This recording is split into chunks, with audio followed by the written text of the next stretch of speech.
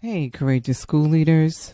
Welcome to Lead Beyond Limits, the space where school leaders like you gain unfiltered insights from educators, uncover the hidden barriers holding your staff back, and get practical strategies to lead with confidence. If you're ready to tackle the real challenges in your schools and create the clarity your team needs to thrive, you're in the right place. Let's dive in and get to work. All right. Good afternoon, everyone. Thank you for joining in. If you are joining live, hello. If you are watching the replay, put a thumbs up in the comments. My name is Dr. Demia, and on our Lead Beyond Limits series for the last 3 weeks, we've been doing a mini series on AI and how to use AI in various ways as a school leader. And so I'm super excited today to kind of close the loop. And so welcome back to Lead Beyond Limits, the space where school leaders like you get unfiltered insights, right? And uncover the hidden barriers that are holding you back. But more importantly, it's the tips and strategies to help you lead with the confidence that you really do have as a school leader. So tonight we're going to land the plane with the AI Mindset and Momentum mini-series. So this has been a powerful journey. And I want to thank you for walking through each phase and each part with true intention. I've had some people reach out to me saying that some of the things have really been insightful for them and that they were going to begin to implement some of these strategies in their schools. And I'm super excited about that. So over the past couple of episodes, just to recap, we've talked about mindset, right? Why resistance really isn't resistance. We've talked about rigor, and how AI shifts what deep thinking can look like in schools. And then last week, we talked about soft data, right? How to use that soft data and how AI can help you capture and respond to the data to help really improve your school culture. And so tonight, we're going to close with what I believe is one of the most powerful leadership moves in any transformation, right? Start small. That is it. Tonight, we're gonna talk about how you can start small when we're thinking about how to infuse AI and really integrate it within your school's culture. And starting small is, you're not starting small because it's safe. You're starting small because it's strategic. Okay, and we're gonna talk through that throughout this series. And so if this is resonating with you about this concept, let me see you put a thumbs up in the comment section. Before we dive in, though, I'm going to remind you of this. I need you to take out your clarity and confidence reflection guides. I hope you have it nearby. If not, take a second to grab it, because there are some things that you're going to want to write down to help you think out and plan how you're going to begin to implement these things and put these ideas into action. Okay. If you do not have your clarity and confidence reflection guide, DM me and I will send you the link. It's absolutely free. It's a truly integrative guide to help you with any one of these Lead Beyond Limits series that you have, that you attend, to help you really with your planning. So we're going to map out tonight. We're going to map out your first AI pilot. So you really want to have something where you can capture some notes in your thinking. And so by the end of tonight's episode, you will have your next step clearly laid out. Okay, you ready? Let's jump in. Now, you all know I'm truly excited about this whole AI and how we're using it in school. So let's just get into it, okay? The first step the first thing I'd like to bring up before we actually get into some actual AI tools that you can use is you need to make sure that you're designing a no stress trial. A lot of times in education, very often, there's stress related to everything: teaching, data, how attendance, all graduation rates, all of those things are very high stress topics, right? This has to absolutely be a no stress trial, right? So let's start here. Implementation doesn't require perfection. I'm gonna say that again, because perfection can be the root of evil here, right? And stop us from getting things started. Implementation does not require perfection. It requires clarity, right? And clarity comes with time, right? When it comes to AI, your staff doesn't need a full tech rollout, right? Like they don't need someone to have all this technology, right? That's the part that makes it daunting, and you get the pushback. They just need safe, clear, like a safe and clear starting point from you. That is what a pilot is. What is the safe, clear starting point? That's how you're going to pilot infusing and integrating AI within your school, right? So here's what a no stress AI pilot looks like. You have to pick the right people. So choose 2 to 3 curious teachers, not tech experts, not skeptics also, but just educators who are open to trying something new. Just 2 to 3, not the whole building. Next, design your workflow. Think about lesson planning, small group supports, behavior supports, progress updates, newsletters, right? Ask yourself, like, where do teachers spend a lot of their time that AI can help simplify for them? That's what you need to ask yourself and reflect on as a leader. The next thing is set a specific and measurable goal, right? This sounds very familiar for us as educators, right? Set that specific and measurable goal. For example, we're testing if this tool can save an hour a week in planning, right? That's a measurable goal, an hour a week in planning.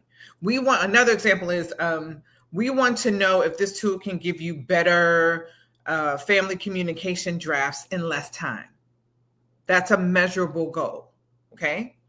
So we have the first 3 steps, right? Pick the right people, design your workflow, set a specific goal, and then the 4th piece is to keep the time frame short, right? Like, you don't want to overwhelm people with this long, 3-month trial.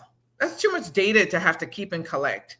Keep it simple, 2 to 3 weeks max, because you and your staff will see the difference within 2 to 3 weeks. Absolutely. This is not a semester long rollout. You're piloting it, right? Not pushing it. And then the last piece is, I need you to make sure that you are, and I say this all the time, even in my book, plan for reflection. You have to carve out time in your day to plan for reflection. And that's in every way, shape, and form. And I'll get into that in another episode about how to plan for reflection and the importance of it. But in terms of AI, and this topic today is plan for reflection, not perfection. Okay. Your goal isn't did this work flawlessly? It's more about, what did we learn, right? And what do we need to do next because of what we learned?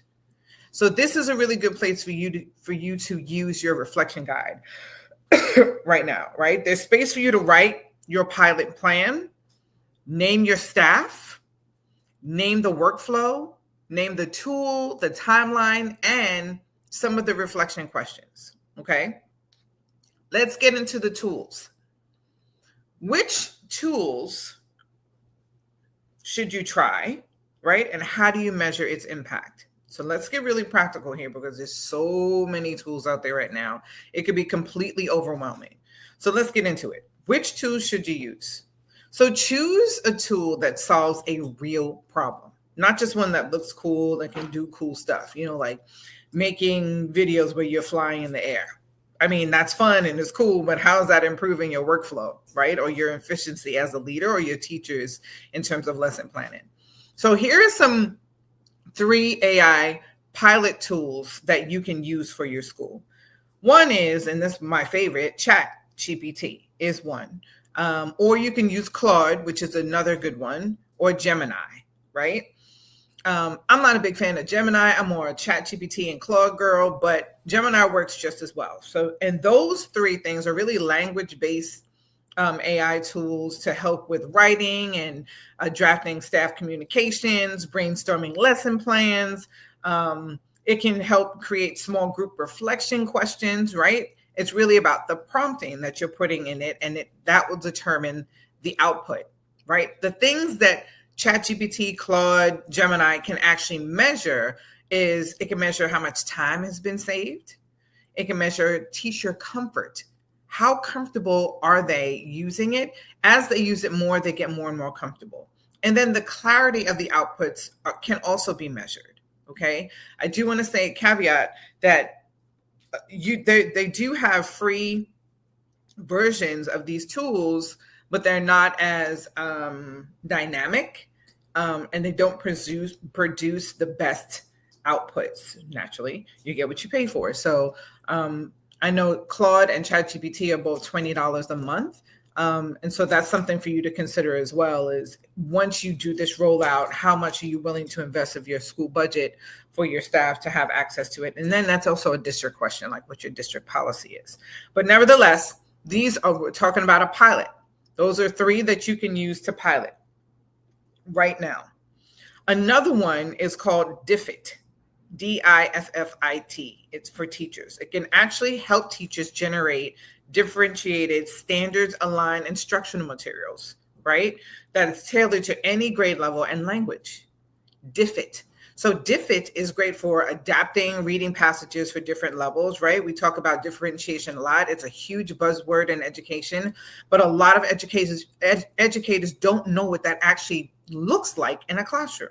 What does that translate to into when you're thinking about lesson planning?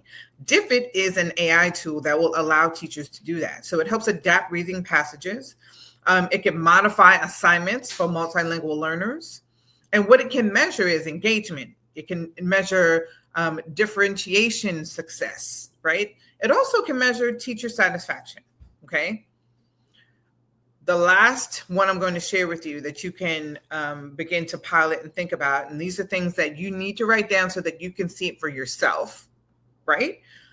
Because you don't want to pilot all of these things at once. That's completely overwhelming. Pick one that you think is going to have the biggest impact, and that's what you pilot for 2 to 3 weeks. So the third one is called Curipod, CURIPOD, and that is an AI tool that is student-centered, right? 100% participation, peer feedback, collaboration. Or another one is Magic School AI, right? That's more teacher-centered, right? It has to do with efficiency and content generation, differentiation, which sounds very similar to DIFFIT, right? So the different options of tools that you can use. So Curipod and Magic School, they're great for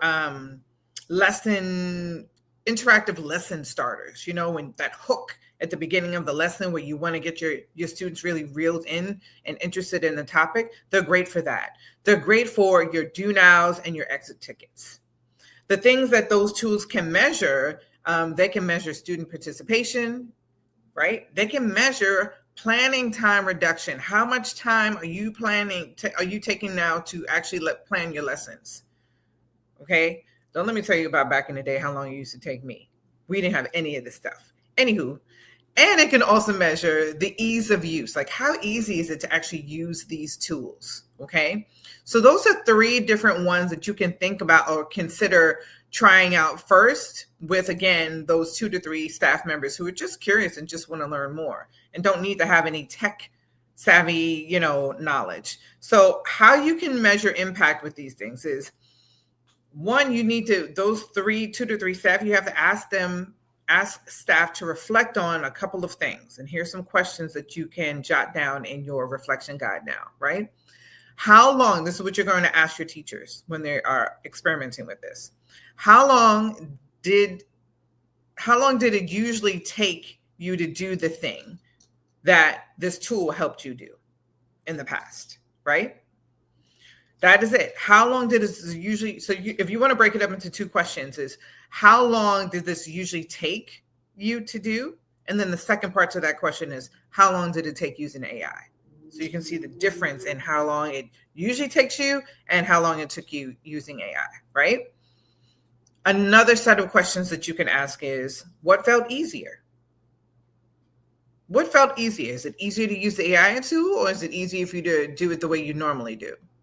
What felt clunky? Like, what were some things about it that felt like cumbersome and a little clunky that you don't like? In either one, either before or after, right? Because remember, we're measuring the difference, how you usually do it and how AI has changed this process for you. And then the last question you can ask them is, would you use this again? Right? That is the golden nugget right there. Like, would you use this again? Because now these 2 to 3 staff members are going to be the people in your building that are going to help, convince other staff that, let me tell you, this is the way to go about it. It's going to save you so much time. So that is a golden nugget question. Would you use this again? Right? Why or why not? So simple, powerful feedback. No forms required, just a conversation and you're jotting down notes. Honestly, don't make it another thing they need to click on, another link, another questionnaire, because nobody wants to do that. Teachers don't want to do that. You don't want to do that. So let's keep that piece in mind. So remember, you're not measuring the tool's performance. You're measuring the shift in possibility. I need you to really understand that and be clear on that and think about that and reflect on that in your clarity and confidence guide. You are not measuring the tool's performance. This is not about the tool. This is about measuring the shift in the possibility of your staff using AI in a really productive, meaningful way. Okay. I want to move on to the next part. And so let me know how this is resonating with you in the comments, if this is making sense. If you are hearing something where you're like, oh, you know what? I am really going to consider doing that. I'm interested in learning more about this. Make sure you put that in the comments. Okay. The next part I want to talk about is how you are gathering and responding to staff input. That is really critical, right? Because a lot of times staff feel like there's always some initiative, something that's coming down the pipe. They talk about it at the beginning and then no one ever talks about it again. That's not what you're going to do here, right? Here's what separates good leaders from great ones. They don't just collect feedback, they act on it. Okay? At the end of your pilot for the 2 to 3 weeks, I need you to hold a 20-minute reflection session with those 2 to 3 teachers together and asking them what worked, what was confusing, what supports would have made this better, how could we use this long term? So you're gathering information from them and you're having this collaborative conversation so that you can get their input and they feel like they are, right? That they're providing input and feedback for how to implement this school-wide, how to get more of your staff using AI, right? Then, and this is the critical part here, as you are sharing it with the staff, you need to share their words. Don't interpret what they are saying. Use their words verbatim, word for word, right? Staff buy-in will come from the visibility. Use the 2 to 3 teachers that piloted it, use their words, okay?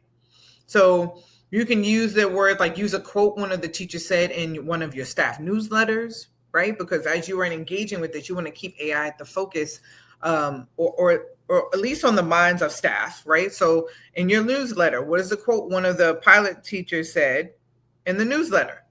Put that in the newsletter. Share a takeaway at the very next team meeting that you have. Celebrate the teachers who participated, right? So this isn't just feedback collection, it's leadership communication. And the more your staff hear from you, the more consistent you are with communicating with them about the pilot and the outcomes, the more they will trust you and this whole initiative with using AI and integrating AI, right? So this is to let your staff see that AI isn't a pressure play. It's support strategy. Okay. And once we get them to understand that, those fears will go away and they'll be more receptive to it. Okay. Now I want to talk about how small wins can create lasting buy-in. Okay. Let me be clear. Mandates create pressure. Pilots create belief, because you're also getting feedback from your staff about something that they are going to implement in your school, right? So when a teacher says, this tool saves me 30 minutes during planning, that should be your next slide at your professional development session or your professional learning session, right? When one of your staff says, I didn't think I could do this, but it actually helped me. That's your coaching anchor, right? For the rest of your staff. So these small wins do more than just boost morale, right? They actually can shift the culture in your building. And that's what it's about, right? Making sure that your staff culture is one of growth, the willingness to face challenges and learn things that are difficult, and embracing the fear so that they can be more efficient, right? Like, and know that these things are on the other end are going to make them a more efficient educator. So these small wins that shift culture, they actually give your staff something to lean on. They give you something that you can actually scale, right? And remember, we talk about in this Lead Beyond Limits series, there are 3 lenses that we look at, right? We look at how you're building your confidence as a leader. We're looking at building legacy. And we're also looking at the 3rd lens, which is controlling your narrative, right? How are you controlling your narrative? And this process is definitely going to help you control your narrative as a school leader. So, pardon me, that's a knock on the door. It is what it is. I can't help for it. So when you are building your leadership legacy, you are doing that because you are leading with intention. So this is how, again, you're controlling your narrative as a leader. You start small, you stay clear, and you build trust along the way. Okay? Start small, stay clear, build trust along the way. Okay? So let's talk about these 3 lenses one more time. A successful AI pilot doesn't require you to be a tech expert. It requires you to be intentional. So right now, if you have your reflection guide and you have not opened it, I need you to open your reflection guide right now. And I need you to write this, because remember at the beginning, I said you're going to walk away with an initial plan.